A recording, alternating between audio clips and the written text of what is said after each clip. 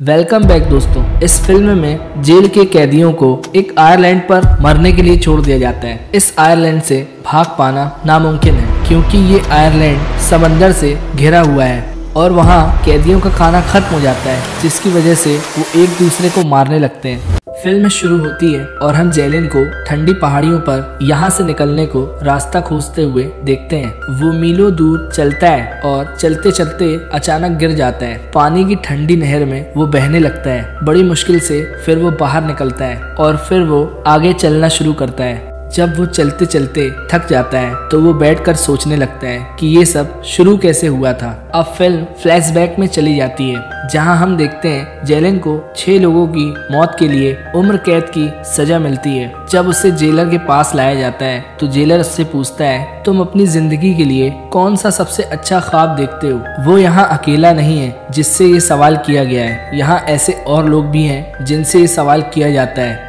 एक कैदी कहता है मैं समंदर देखना चाहता हूँ और दूसरा कैदी कहता है मैं चीन के खिलाफ युद्ध देखना चाहता हूँ। तीसरा कैदी कहता है कि उसे जेल में काम करना पसंद है, इसलिए वो जेलर बनना चाहता है। चौथा कैदी कहता है कि वो स्पेस में जाना चाहता है और वहाँ परीक्षण करना चाहता है। और पांचवा कैदी कहता है कि उसे घर जाना है, उसे घर की बहुत याद आ रही है। जेलर उन्हें बताता है तुम सभी को यहाँ से नई जगह में शिफ्ट किया जा रहा है और वो जगह इस जगह से बहुत ही अच्छी है। अभी ऐसी तैसी होगी ना, इन लोग को समझ में जाएगा। अब इन सब कैदियों को बंदूक की नोक पर जहाज में बैठा दिया जाता है। इस जहाज के अंदर बहुत सारे सेल बने होते हैं। इन सब कैदियों को अलग अलग इन सब सेलों में डाल दिया जाता है। यहाँ पर हम मार्कस नाम के कैदी को देखते हैं जो कि बहुत ही खतरनाक होता है। एक आदमी उसे अपना बेड नहीं देता तो मार्कस उसे मार देता है। ऊपर का दरवाजा बंद कर दिया जाता है। अब इन सभी को लगने लगता है कि ये लोग हमें जहाज के अंदर ही मार देंगे। अब यहाँ पर लड़ाई स्टार्ट हो जाती है और वो लोग आपस में एक दूसरे को मारने लगते हैं। ब्लेड से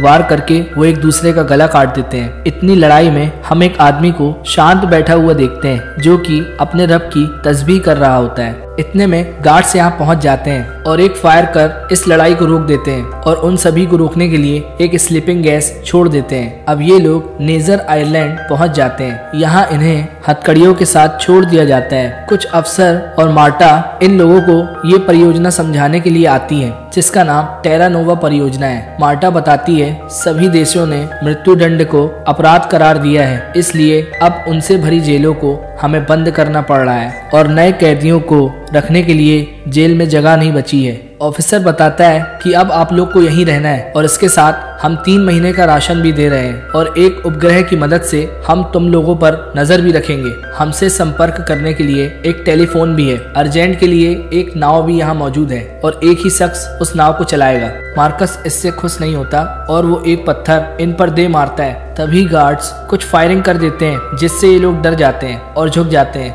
मार्टा कहती है अगर कोई यहाँ से वापस जाना चाहता है तो वो जा सकता है, लेकिन उसे उसी जेल में रखा जाएगा जहाँ से वो आए हैं और ये एक खुली जगह है जहाँ आप लोग अपने हिसाब से रह सकते हैं। इस पर कोई भी कैदी वापस जाने को नहीं बोलता।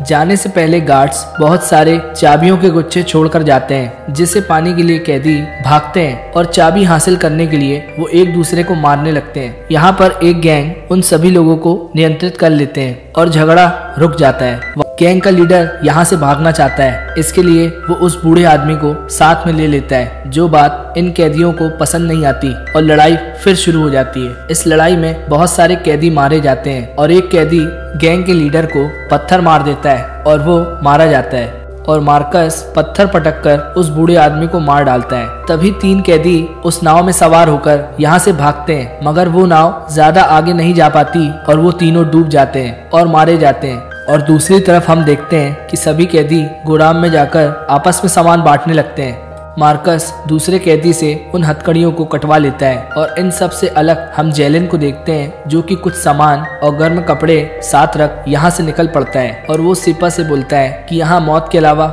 हमें कुछ भी नहीं मिलेगा, इसलिए मैं यहाँ से जा रहा हूँ। फिल्म वहीं पर आ जाती है जहाँ से वो फ्लैशबैक में गई थी। जेलिन को चलते चलते एक जगह दिखाई देती है जो कि बिना बर्फ की होती है। वो उसी के नीचे बैठ जाता है और अपने परिवार की तस्वीर निकालकर उन्हें देखने लगता है। जेलिन को उनकी बहुत याद आ रही होती है और वो अपनी फैमिली के पास वापस जाना चाहता है।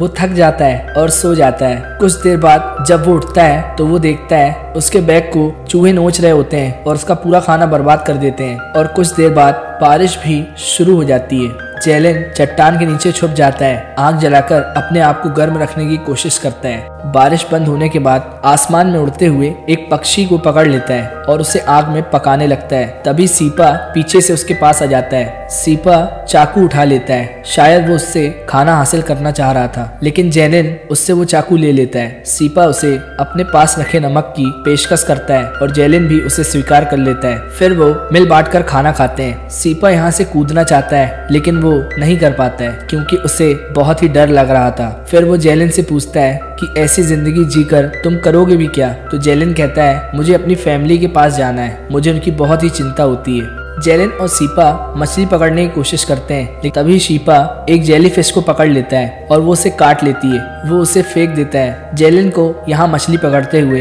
एक विमान का हिस्सा दिखाई पड़ता है, तो जेलन आसपास ढूंढने लगता है। किस्मत से उसे एक प्लेन मिल जाता है। आपको बता दें, जेलन एक पायलट भी है, वो प्लेन उड़ाना जानता है। वो उसे देखकर बहुत खुश होता है, लेकिन इतना बड़ा प्लेन वो अकेले नहीं निकाल सकते, इसलिए मदद लेने के लिए वो कैंप में वापस जाते हैं। बेस कैंप तक वापस जाना भी उनके लिए आसान भरा काम नहीं था, लेकिन वो जैसे तैसे वहां पहुंच जाते हैं। यहाँ कैंप में बहुत सारे चेंजेस हो चुके थे। मार्कस अब यहाँ का लीडर था। उसके कहने पर सारे आदेशों का यहाँ पालन होता था। सामने वाली टीम को उसके कहने पर भागकर सेल के अंदर जाना होता था। उनमें से जो सबसे देर में पहुंचता था उससे सभी का भोजन बनाया जाता था, क्योंकि वहां खाने के लिए कुछ भी नहीं था। जेलन और सीपा यहाँ पहुंच जाते हैं। इतनी दूरी तय करने के बाद ये लोग बहुत थक जाते हैं और वहाँ उन्हें नींद आ जाती है और वो वहीं पर सो जाते हैं। कुछ देर बाद सीपा की आंख खुल जाती है और वो देखता है कुछ लोग सामने से आ रहे होते हैं। वो देखता है कि सामने से कुछ लोग लकड़ियों पर एक आदमी को टांग कर ला रहे हैं, जैसे उसका भोजन बनाना हो।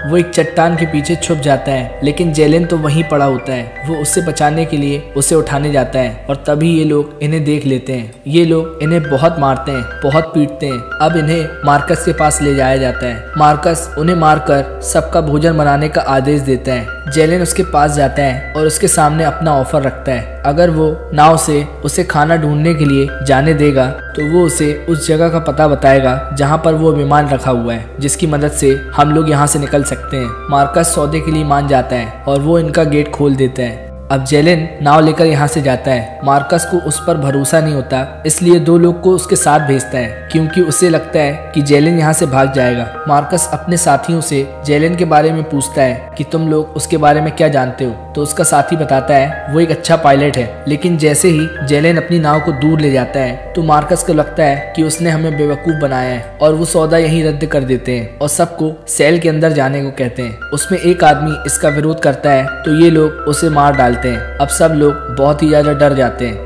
ये लोग अपनी नाव से भोजन के लिए संदेश देने वहां पहुंचते हैं, जहां पर जीपीएस सिग्नल होता है। तभी एक कैदी उसमें से पानी में गिर जाता है। जेलन उसे बचा लेता है। ये लोग उससे संपर्क करने की कोशिश करते हैं, लेकिन उनसे कोई भी संपर्क नहीं हो पाता है। अब ये लोग वापस किनारे की तरफ आते हैं। किनारे पर उतरते ही मार्कस पूछता है कि खाना कहाँ है, तो जेलन बोलता है खाने का सामान वो लोग हमें भेजेंगे, जबकि ये बात वो झूठ बोल रहा होता है, क्योंकि वो चाहता है किसी भी कैदी को भोजन न बनाया जाए। अब सभी कैदी भोजन के लिए कुछ दिन प्रतीक्षा करने का मन बना लेते हैं और वो अब ये भी ठानते हैं कि हम एक दूसरे को भोजन नहीं बनाएंगे। सीपा एक साइन बनाकर ये चेक करता है कि ऊपर से उसे कोई देख रहा है कि नहीं। तब उन्हें पता चलता है ऊपर से उन पर कोई भी निगाह नहीं रखी जा रही है। जेलन अपने साथ कुछ लोगों को विमान निकालने के लिए ले जाता है। कैदी विमान देखकर बहुत ही खुश हो जाते हैं। वो उल्लास के साथ झूमने लगते हैं। वो लोग उसके पार्ट्स को थोड़ा थोड़ा कर कैंप के पास ले आते हैं। मार्टा कुछ गार्ड्स के साथ यहाँ पर आती है, लेकिन कैदियों में बहुत ही गुस्सा भरा होता है और वो लोग उस पर हमला करने वाले होते हैं। लेकिन गार्ड्स आंसू गैस के गोले छोड़कर उन्हें दूर रखने की कोशिश करते हैं। अब यहाँ पर मार्टा और जेलन की आपस में बातचीत होती है। वो मार्टा से जरूरी खाने की चीजें और गैस की डिमांड करता है। मार्टा पूछती है कि इस गैस का तुम क्या करोगे, तो जेलन उन्हें दिमाग देता है और कहता है कि ज्यादा ठंड में जनरेटर स्टार्ट नहीं हो पाते, इसके लिए हमें गैस का उपयोग करना होगा। लेकिन आपको बता दे कि ये गैस ये लोग विमान उड़ाने के लिए मांग रहे होते हैं। जेलन मार्टा से पूछता है कि SOS संदेश का आप लोगों ने जवाब क्यों नहीं दिया, तो मार्टा कहती है तुम लोग कैंप से दूर जाकर क्या कर रहे थे। इस पर जेलन कहता है कि हम लोग मछली पकड़ने गए थे और ये सारी बात खत्म होते ही जेलिन वहाँ से चला जाता है। जेलिन और उसके दोस्त विमान में गैस भरने की कोशिश करते हैं और विमान अब चालू हो जाता है। ये लोग ये देखकर बहुत ही ज्यादा खुश होते हैं। वहाँ पर बहुत सारे कैदी और लाए जाते हैं और जेलिन उनसे हाथ मिलाने की कोशिश करता है, लेकिन वो लीडर उस पर अटैक कर देता है और अब इन लोगों में झड़प शुरू हो जाती है और बहुत सारे कैदी मारे जाते हैं। जब ये देखा जाता है कि 40% से अधिक कैदी मारे जा चुके हैं तो उन्हें डर होता है कि यह बात केंद्र सरकार तक ना पहुंच जाए, इसलिए वो पूरे कैदियों को खत्म करने के आदेश देते हैं। और अब वहाँ पर गार्ड्स आकर फायरिंग शुरू कर देते हैं और सारे लोग एक के बाद एक मरने लगते हैं, लेकिन जेलिन और सीपा बेस कैंप में छुपे होते हैं और वो बच जाते हैं। वो लोग बाहर आते हैं और अब ये लोग ढकेल कर विमान को बाहर लाते हैं, लेकिन हम देखते हैं सीपा यहाँ से ऊंची पहाड़ियों में कूदकर जान दे देता है। वो ऐसा इसलिए करता है क्योंकि विमान में 3 लोगों के बैठने की जगह ही होती है। अब ये लोग प्लेन को उड़ा लेते हैं। ये प्लेन उड़ने लगता है, लेकिन गार्ड्स इन पर गोलियों से फायरिंग कर देते हैं। उसके दोनों साथी मारे जाते हैं और अकेला जेलिन बच निकलता है और वो इस आयरलैंड से ऊपर की तरफ उड़ जाता है और वो अब आज़ाद है। इसी के साथ फिल्म खत्म हो जाती है। अगर फिल्म अच्छी लगी हो तो चैनल को जरूर सब्सक्राइब कर लें।